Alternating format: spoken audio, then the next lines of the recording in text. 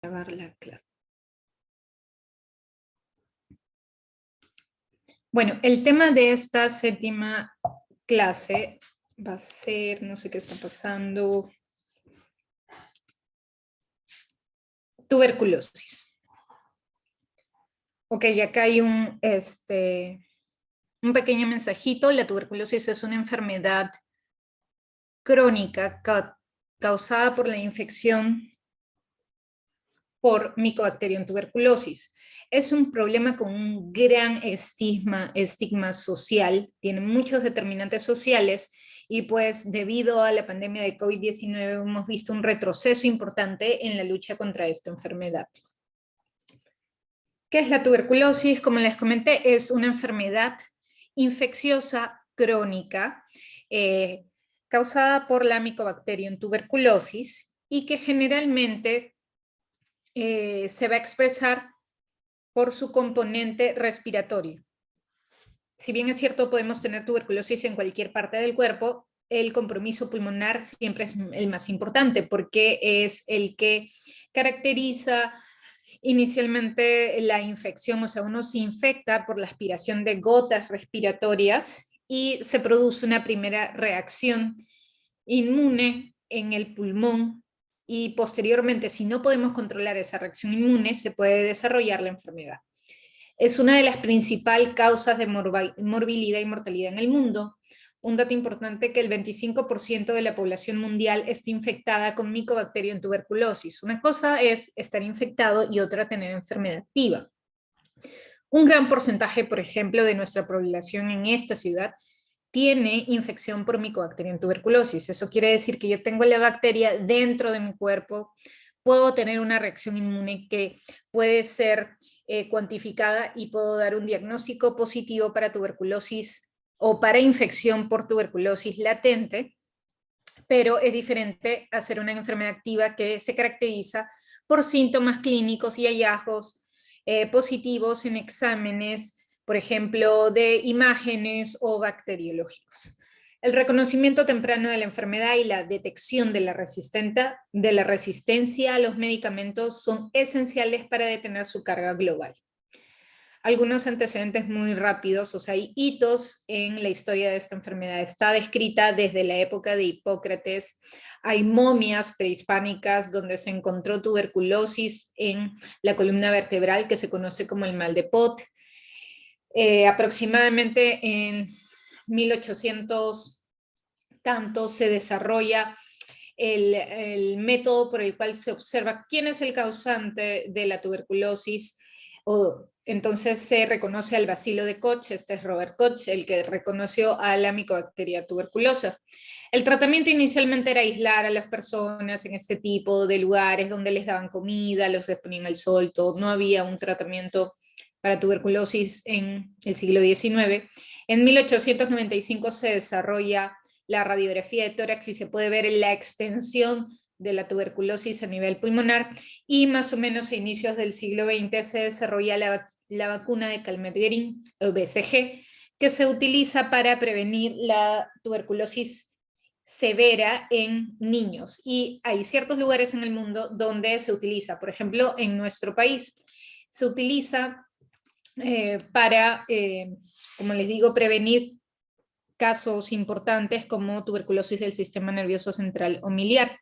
Y es esa vacuna que se les pone a los bebés al mes de edad y que deja una marquita en el bracito que puede ser vista de por vida.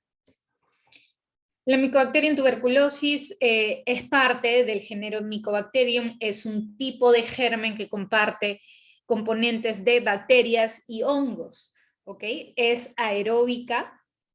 Este género es aeróbico, no forma esporas, no es mótil, tiene forma de bacilo, estas son sus dimensiones. Sus morfología de las colonias van a variar de acuerdo a la especie, ¿no? Si son más blanquitas u oscuras, dependiendo si es Mycobacterium tuberculosis o otro tipo de micobacteria. Tiene una pared celular característica, formada principalmente por ácidos micólicos, un ADN que contiene mucha guanina y citosina, y algo importante, se reproduce de manera muy lenta, que esto es bien importante en el contexto de la Mycobacterium tuberculosis porque puede demorar entre 20 a 36 horas en replicarse, lo cual hace que su diagnóstico sea lento. ¿Cómo estamos ahora en el mundo? Pues tenemos una incidencia mundial de 127 pacientes con tuberculosis por 100.000. ¿Ya? Y para el año 2020 se pusieron como ciertos objetivos que lamentablemente ninguno ha sido concluido. En 5 años, entre el 2015 y 2020, la reducción de la tuberculosis, la reducción de la muerte y la reducción de los gastos asociados a tuberculosis. Ha habido reducción, pero mínima. ¿Cómo estamos en nuestro país? Nuestra tasa de incidencia anual para el año 2020 era 116 pacientes por cada 100.000 habitantes. ¿Ok? Y si bien es cierto, miren, desde el 2000 hasta ahora tenemos como que tendencia a la baja, más o menos entre el 2020 y ahora es probable que haya aumentado un poquito. Eso debido a todos los problemas que se han suscitado con la pandemia por, digamos, hacer un retroceso en diagnóstico temprano y en tratamiento temprano.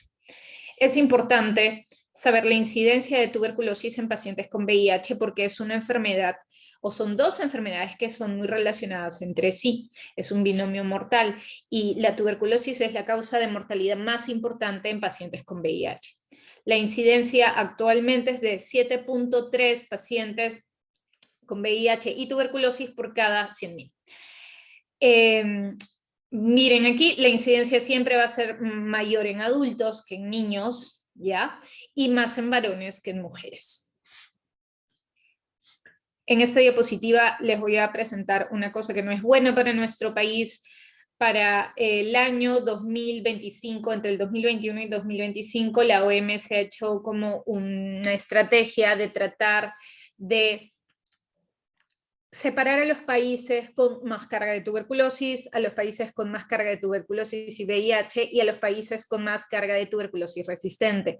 Como pueden ver, prácticamente no hay ningún país de América, excepto el Perú y Brasil. Pero el Perú lamentablemente está en donde, dentro del grupo de tuberculosis resistente. Estamos dentro de los países con más drogoresistencia del mundo. Y eso es un problema importante. Entonces, ¿qué sucede ahora? Entre el 2009 y 2018, acá les pongo los resultados de tratamiento. Como pueden ver, en el 2009, menos del 50% de los pacientes tratados para tuberculosis resistentes tenían un tratamiento exitoso. Gracias a Dios, con el pasar de los años, este porcentaje ha ido aumentando para hacerse mayor del 50%, casi un 60%. El problema es que estamos muy lejos de llegar a un 100% de tratamiento exitoso y sigue siendo pues una enfermedad que es muy difícil de tratar. Con respecto al diagnóstico de la tuberculosis, desde los 1800 es que se desarrolla la investigación para hacer el diagnóstico de esta enfermedad. Recuerden que es una enfermedad antigua, que está descrita desde hace miles de años, que hay momias donde se encontró la tuberculosis, pero recién en 1882 se desarrolló la microscopía para poder ver los especímenes de esputo y poder reconocer a la micobacteria. Y luego se han desarrollado varios tipos de diagnóstico, desde la radiografía, el test de tuberculina o PPD, pruebas moleculares, los cultivos, etc. Y esto no estamos hablando más allá de 40 años, los últimos dispositivos para diagnóstico, en especial los de diagnóstico molecular. En esta tabla, que obviamente se les va a dar a todos ustedes, pueden ver todos los tipos de pruebas diagnósticas que utilizamos para poder llegar a un diagnóstico de tuberculosis. Desde una radiografía de tórax hasta estudios de fenotipificación y genotipificación, que son estudios muy modernos, para poder ver no solamente el diagnóstico de tuberculosis, sino también la resistencia, y no solo la resistencia a una o dos drogas, sino casi todas las drogas. Obviamente es importante que revisen esta tablita, porque acá hablamos de sensibilidad, especificidad y en qué pacientes los puedo utilizar y desde cuándo los recomienda la OMS. Por ejemplo, quiero que vean este de acá, que este es un estudio molecular, ya que desde el año 2010 está recomendado para ser utilizado en el diagnóstico de tuberculosis. Ok, vamos a tratar de ver rapidito uno por uno. Antes de pasar a cada prueba en específico, solamente quiero decirles la tuberculosis desde el punto de vista clínico se puede presentar en varios escenarios, desde el paciente que tiene una enfermedad activa, o sea que está con síntomas, y a la cabeza recuerden, síntomas importantes, tos, expectoración, fiebre, baja de peso, sudoración nocturna. Y este paciente tiene una enfermedad activa porque no solamente tiene clínica, sino también tiene algo característico, es un paciente que contagia. Y vemos un continuo de los pacientes. ¿Cómo puedo ver yo? Antes de que el paciente tenga una enfermedad activa, pudo haber tenido una enfermedad subclínica sin mucha sintomatología. Y otro importante, el paciente que tiene la infección tuberculosa latente, es decir, una infección en la cual el bacilo está como dormido, no hay enfermedad, solo hay infección. Entonces, para mí lo más importante es que ustedes puedan reconocer la diferencia entre una infección tuberculosa latente y una enfermedad activa. ¿Dónde están las diferencias? Las pruebas para diagnóstico de infección tuberculosa latente generalmente son positivas en ambas. Las pruebas bacteriológicas, los cultivos y el BK de esputo en la infección latente debe ser negativa y en la infección activa, o más bien en la enfermedad activa, sí deben estar positivas. ¿Cuál es contagioso? La enfermedad activa. Y los síntomas, ¿quién tiene síntomas? Desde que pueden ser leves a severos, la enfermedad activa. Y la diferencia está en el tratamiento. El tratamiento de una enfermedad activa es con un tratamiento que utiliza múltiples drogas, que vamos a ver más adelante, y el tratamiento de un paciente con tuberculosis latente es relativo, no se le da a todos los pacientes, sino a aquellos en los cuales, por ejemplo, hay un factor de riesgo asociado, pacientes menores de edad, pacientes con cáncer, con inmunosupresión importante, que van a recibir algún tratamiento inmunosupresor, etc. Y ahí yo decido si le doy o no tratamiento preventivo. ¿Preventivo para qué? Para que esta infección latente no se vuelva una enfermedad activa. Entonces, bueno, el PPD es un examen bien antiguo, ¿ya? Para ver infección latente, pero el que utilizamos actualmente es el IGRA o los IGRAs. Los IGRAs, ¿qué son? Los IGRAs son ensayos, ¿ya? Viene de, estas son las siglas por su nombre en inglés, interferón gamma release assays. Son ensayos in vitro que van a medir la liberación de interferón gamma por células tipo T, CD4, CD8, que están sensibilizadas en respuesta a antígenos de la micobacteria en tuberculosis altamente específico. Para este lado vemos lo que era antes el test de tuberculina o PPD. Le ponían una reacción aquí en una agujita subdérmica al paciente y a los 3 días se medía si había una induración. Esta es una reacción de hipersensibilidad tipo 4 y el paciente tenía que venir y ponerse la prueba y regresar para una leída. En cambio ahora hay estos dos tipos de IGRAs, el TB-Spot y el QuantiFERON TB-Gold, que son exámenes que consisten en pruebas sanguíneas que valoran esta respuesta inmunitaria frente a la micobacteria en tuberculosis y que se han creado originalmente para ser más específicos y sensibles, sobre todo en aquellos pacientes que han estado expuestos a ¿qué? A la vacuna de BCG, ¿ok? Entonces, ¿de qué se trata más o menos estas pruebas? La que tenemos más en nuestro país es el QuantiFERON TB-Gold, que se toma esa prueba de sangre, colecto la sangre, la guardo a 37 grados, la centrifugo, le saco el sobrenadante,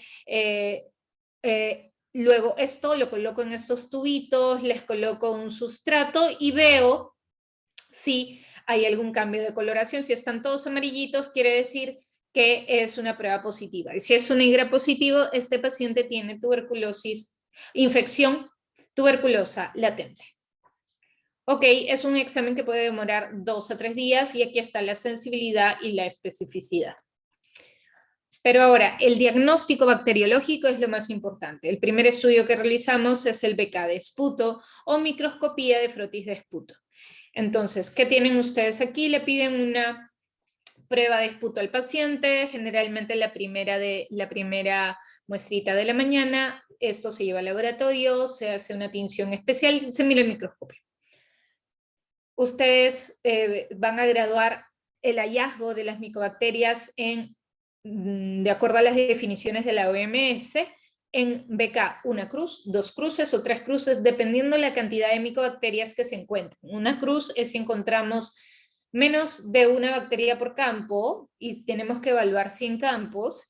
BK 2 cruces, 10 bacterias o micobacterias por campo en 50 campos, y el BK 3 cruces es más de 10 micobacterias OAR por campo, solo en 20 campos. Si este fuera un campo, ¿ya? Acá obviamente tengo más de 10 bacilos. Entonces este vendría a ser un estudio de BK 3 cruces. Entonces, nuestro primer paso para diagnóstico microbiológico son las baciloscopías o la microscopía de los frotis, y el segundo y más importante son los cultivos. Los cultivos están separados en dos: los medios sólidos clásicos, que es el medio de Ogawa y Lowenstein-Jensen, que son los gold estándar para diagnóstico de tuberculosis, y el medio líquido, que se hace en un caldito que se llama Middlebrook 7H9, que lo pueden ver, es como una agüita aquí. Es un medio en el cual yo puedo también obtener el crecimiento. Esto es en líquido, esto es agar sólido, pero esto tiene una ventaja. ¿Cuál es la ventaja del medio líquido? Es que es más rápido. Los cultivos convencionales pueden demorar hasta 45 días. En cambio, los sistemas de medios líquidos, como el más conocido es el BACTEC MJIT, tengo una respuesta entre 10 a 21 días, con una sensibilidad alta, pero la especificidad sí es mayor al 99%.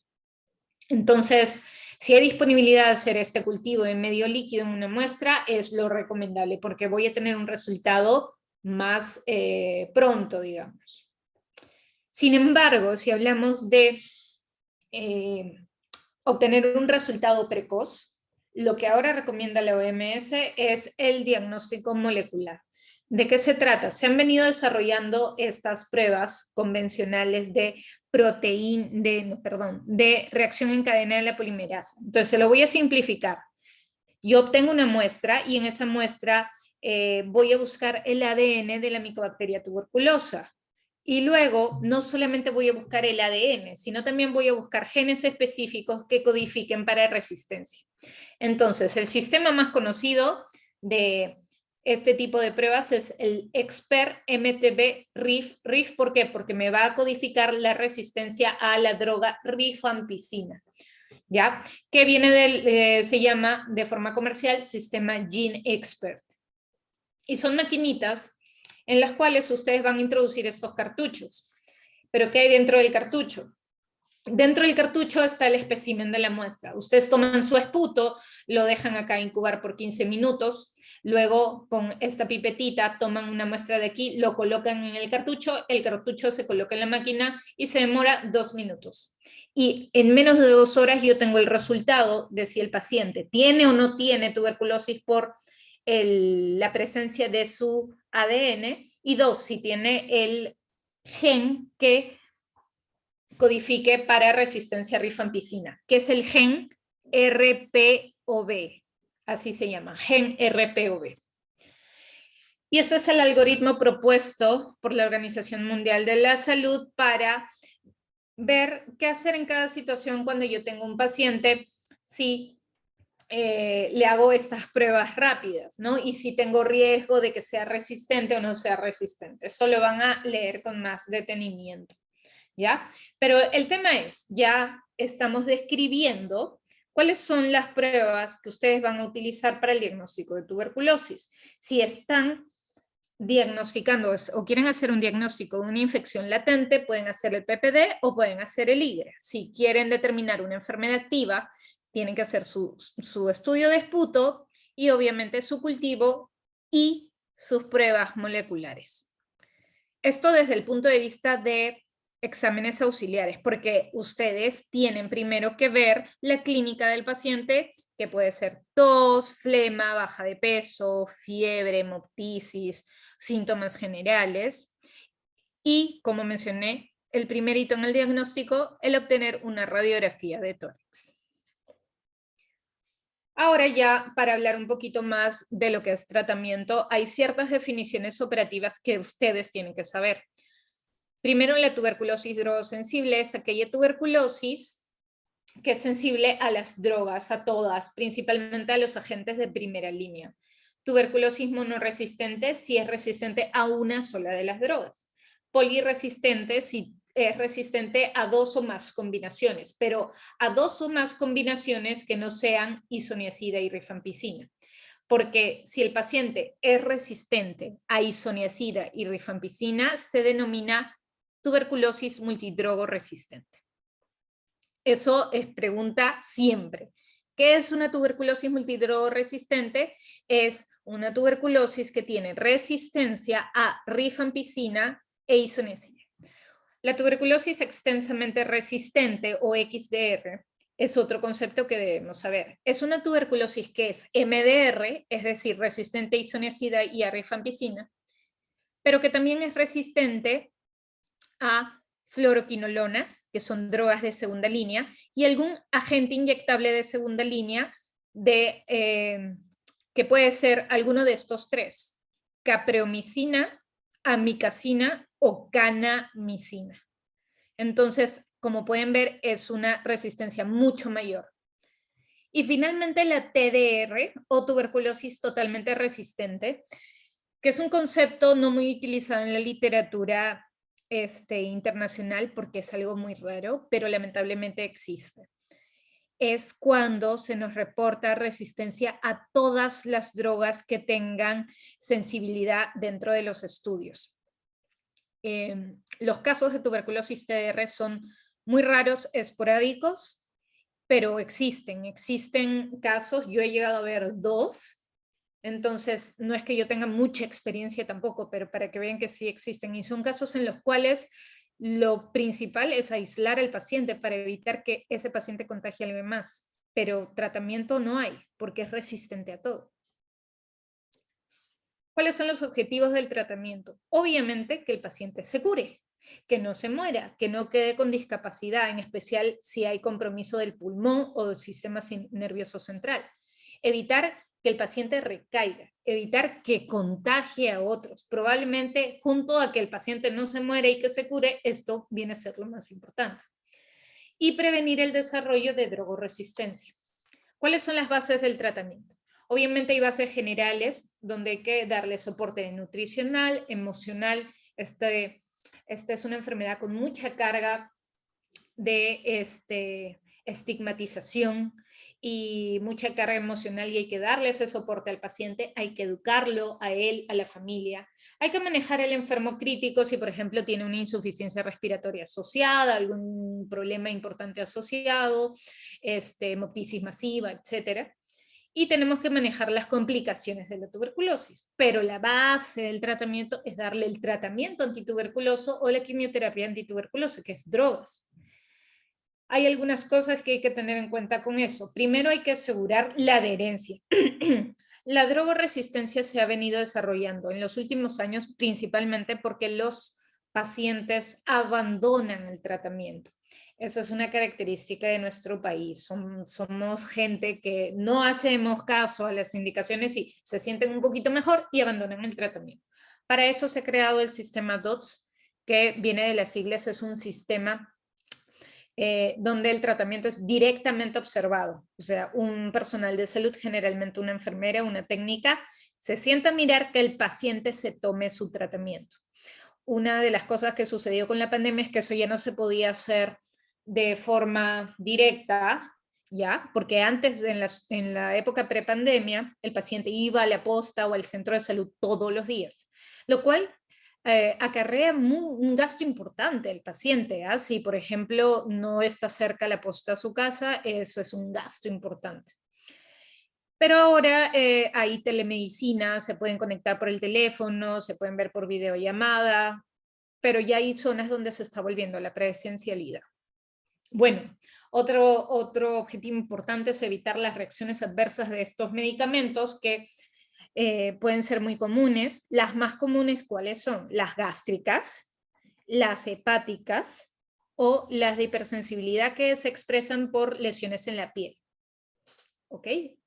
Y evitar las interacciones medicamentosas, en especial con pacientes con VIH que toman TARVE, o targa, ¿ya?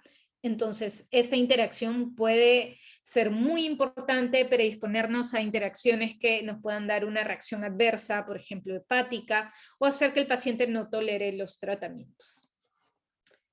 En esta diapositiva les pongo cómo se desarrollaron la mayoría de medicamentos antituberculosos. Recién, la primera droga antituberculosa desarrollada o descubierta fue la streptomicina en el año 1943. Y ahora vamos a ver las más importantes. La isoniazida, parte del núcleo base, en el año 52. La piracinamida, agente de primera línea, en el 54. En el 61, el etambutol, y en el 63, la rifampicina, también parte del núcleo base. Y recién en los 80s es que se hizo uso del esquema actual, isoniazida, rifampicina, piracinamida y etambutol, por entre 6 y 8 meses. Es decir, el esquema antituberculoso que usamos actualmente en pacientes sin muchas complicaciones, ¿ya? Se usa hace casi 40 años. Y como les dije, esta es una enfermedad milenaria. ¿Y cómo es así que los pacientes de hace 500, 1000 años no se morían? Porque existe una teoría de que el paciente con tuberculosis puede hasta curarse solo, dependiendo su estado inmunitario. Pero obviamente es una teoría que nosotros no podemos comprobar ahora, porque si tenemos un paciente con tuberculosis, nuestro deber es tratar. Hay un acápite importante que es el de las poblaciones bacterianas. ¿Por qué es tan difícil tratar a un paciente con tuberculosis? ¿Por qué necesito darle tantas medicinas? La razón es que dentro de nuestro cuerpo, el bacilo, cuando se desarrolla, no está en un mismo estado. Tiene diferente actividad metabólica. Por ejemplo, yo puedo tener bacilos durmiendo, prácticamente inactivos, como si estuvieran muertos dentro de nosotros. Bacilos con baja actividad metabólica, como por ejemplo, que viven en zonas con pH ácido, en zonas donde hay calcio, así, ¿no?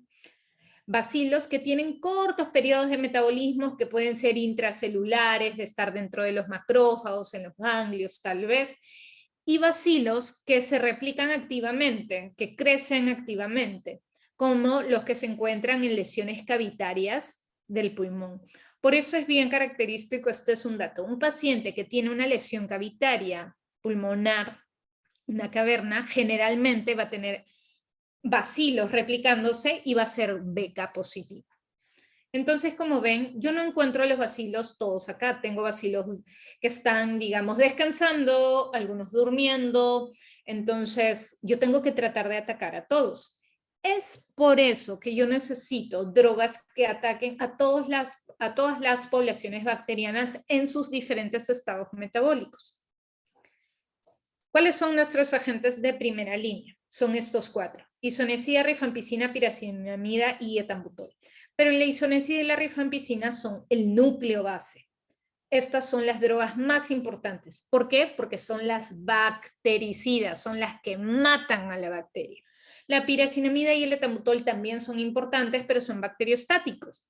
O sea, disminuye el metabolismo de la bacteria y evitan su replicación, pero no necesariamente la van a matar.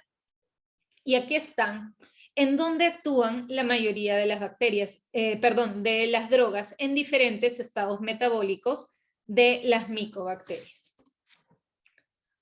Estos son los sitios y mecanismos de acción de la mayoría de drogas antituberculosas. Como pueden ver aquí, no solo están las 4 que les he mencionado, sino hay varias más.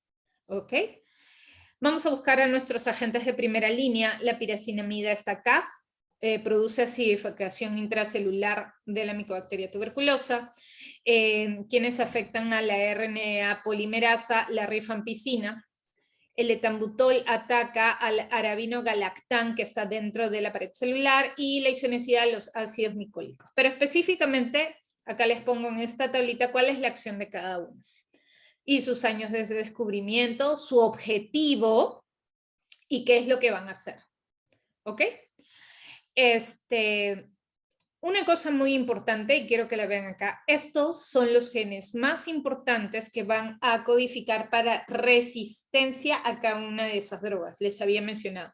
Si una cepa tiene este gen, el gen RPOB, lo que va a pasar es que va a ser resistente a rifampicina en un porcentaje del 96 al 98%. O sea, prácticamente la presencia de este gen me dice que el paciente es resistente a rifampicina.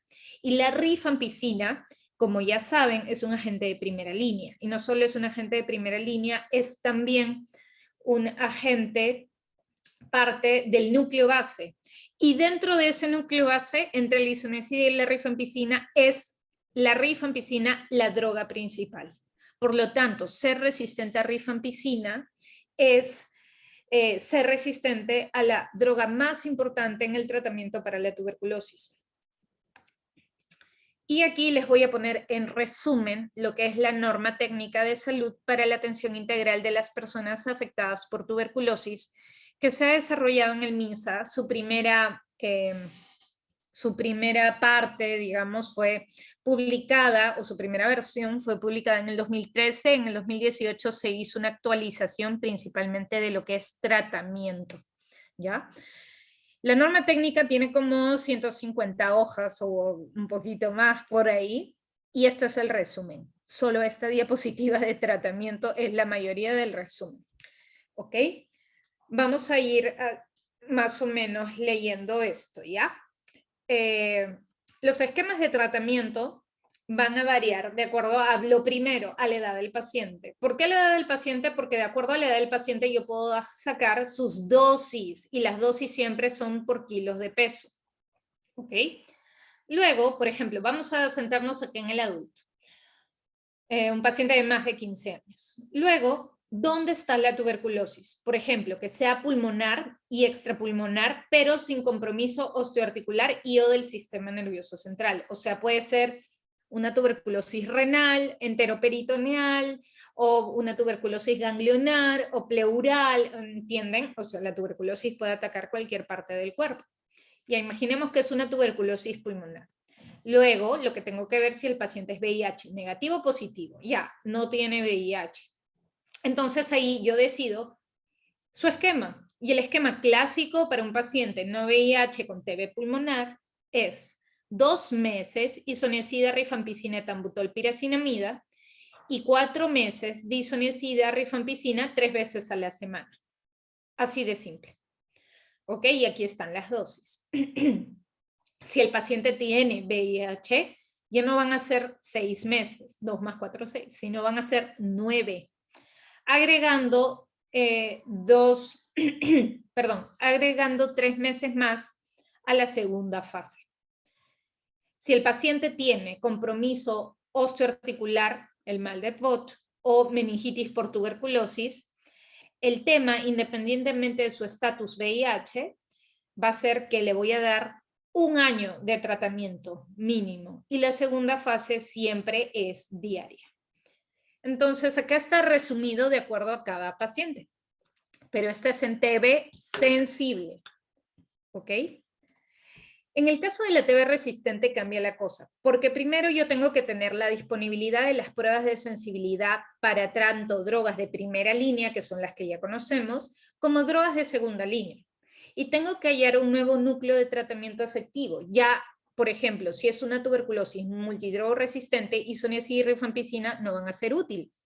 Entonces yo necesito hallar un nuevo núcleo para que sea lo mínimamente efectivo y pueda matar a la bacteria.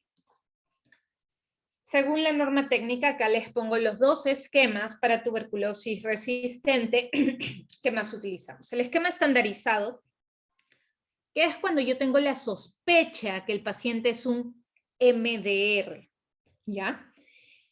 ¿Cuándo puedo tener yo la sospecha? Por ejemplo, le ha dado tuberculosis a la esposa de un paciente con MDR, que vive con el paciente MDR. Obviamente, si es un contacto intradomiciliario, yo tengo que darle el tratamiento. Pero por otro lado, lo que se recomienda es realizar las pruebas de sensibilidad rápida. ¿Cuáles son esas pruebas de sensibilidad rápida? Esas que les comenté de GeneXpert, que no solamente me dan diagnóstico, sino también me dan sensibilidad. Y ahí yo puedo darle no un esquema estandarizado, sino un esquema empírico. Y acá, por ejemplo, vamos a ver, si el paciente fuera MDR, se le da 6 a 8 meses de este grupo de drogas, que son etambutol, piracinamida, levofloxacino, kanamicina, etionamida, cicloserina, y 12 a 16 meses, miren cuánto se alarga el tratamiento, de etambutol, piracinamida, levofloxacina, etionamida y cicloserina. Acá la cosa es que los inyectables, que es la kanamicina, es el único inyectable de este grupo, solamente se dan máximo 8 meses. Entonces tengan en cuenta, los inyectables dentro de los esquemas para tuberculosis resistente se dan máximo 8 meses porque tienen algún efecto deleterio importante, por ejemplo, en la audición. El paciente se puede llegar a quedar sordo. Y también tiene efectos pues a nivel renal, por ejemplo. Una vez que yo tengo los resultados de los cultivos, recién puedo adaptar o ajustar estos esquemas empíricos al esquema individualizado de cada paciente. Y aquí están los esquemas para tuberculosis mono o poliresistente. Un dato. Yo no quiero, nadie quiere que ustedes aprendan esto de memoria. Esto no tiene lógica, aprenderse estos esquemas ni estos. Si algo tienen que aprender bien como médicos generales en formación, es esto de aquí. ¿Cuál es el tratamiento para tuberculosis sensible, tuberculosis pulmonar sensible en paciente no VIH? Este de acá, este es el único que ustedes deberían aprender bien, ¿ok? Si es que algo le pido que se aprendan de memoria, es el único. Tal vez aprenderse también en el caso de pacientes VIH, pero no más que esto. Y ya a punto de acabar, este es el pipeline de desarrollo de los nuevos medicamentos antituberculosos para el año 2021. Perdón, chicos, un segundito. Entonces, hay muchas drogas que están en fase 3 del desarrollo. Hay algunas que ya han salido al mercado, pero que son drogas que se van a utilizar solamente en esquemas XDR, como la bedaquilina, el delamanid, el pretomanid. Y hay un estudio que ha salido el 6 de mayo de este año en el New England, que es el estudio de utilizar rifapentina con moxifloxacino asociados a isoniazida y piracinamida en un régimen de 4 meses. Este estudio ya salió publicado y se ha demostrado que no es inferior al esquema sensible, ¿ya? Y dura 4 meses, o sea, es mejor para el paciente porque serían 4 meses, pero lo único que se ha demostrado es que no es inferior, o sea, no es mejor. Entonces, estrictamente, el esquema sensible que usamos desde los 80s hasta ahora sigue siendo el mejor. Muy bien. De manera, como siempre, un poquito de cultura general, el Día Mundial de la Tuberculosis es el 24 de marzo. Solo para decirles, el tema de tuberculosis es muy amplio. Una clase es algo mínimo. Nosotros como neumólogos hacemos cursos enteros de tuberculosis, es un tema fascinante y que es importante que en su formación lo lean continuamente. Bueno, todas las diapositivas y también les voy a mandar la norma técnica, se la voy a hacer llegar a Pedro hoy día más tardecito para que puedan tener la información. ¿Alguna pregunta?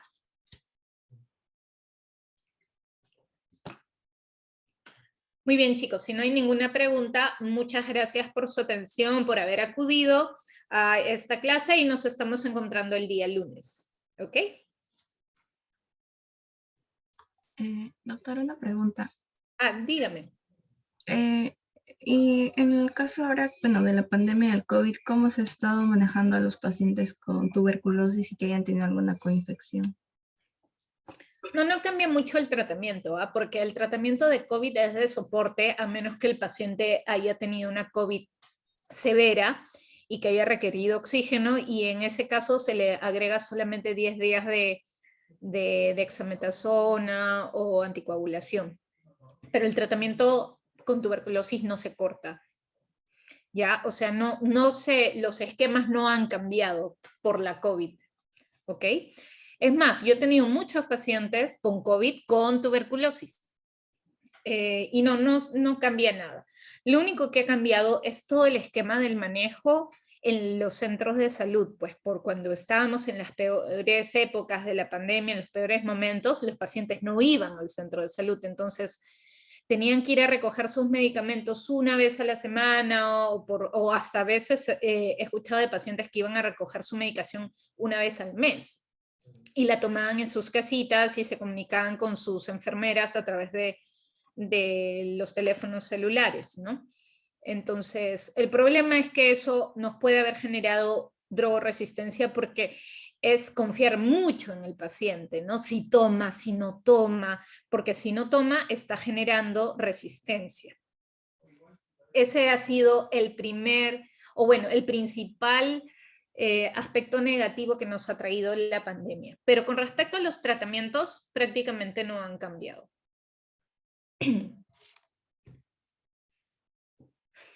¿Alguna otra pregunta, muchachas? No, doctora, esa era mi duda, gracias. No, gracias a ti, Luz.